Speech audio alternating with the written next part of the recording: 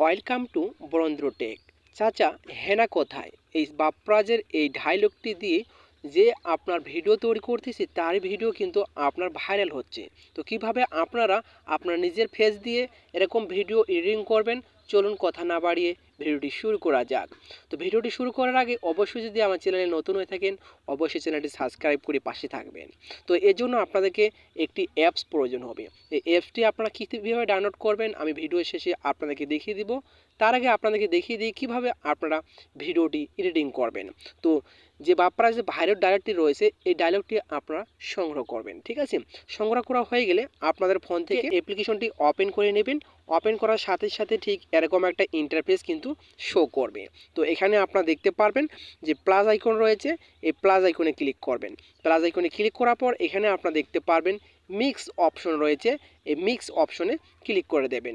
Mix অপশনে click করার পর এরকম কিন্তু আপনাদের সামনে দুটি ইন্টারফেস শো করবে, ঠিক আছে? তো এখান থেকে আপনারা যে বাপ্পারাজের ভাইরাল যে ডায়লগটি রয়েছে সেই ভিডিওটি আপনি এখানে পেশ করে দেবেন। তো এখান থেকে আমি ডায়লগটি এখানে পেশ করে দিচ্ছি। এখানে কিন্তু অটোমেটিক কিন্তু ভিডিওটি চালু হয়ে যাবে।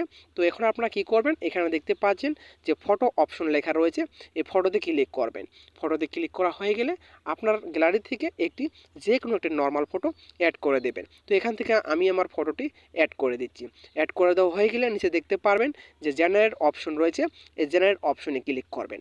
জেনারেট অপশনে ক্লিক করার পর আপনাদের সামনে ঠিক এরকম একটা ইন্টারফেস শো করবে। তো এখানে দেখতে পাচ্ছেন 1 মিনিট সময় লাগবে এই ভিডিওটি এডিটিং করার জন্য। তো এখন আপনাদেরকে দেখিয়ে দিই কীভাবে আপনারা এই অ্যাপটি ডাউনলোড করবেন। এই জন্য আপনারা কী করবেন, আপনাদের ফোন থেকে সরাসরি চলে যাবেন ক্রোম ব্রাউজারে।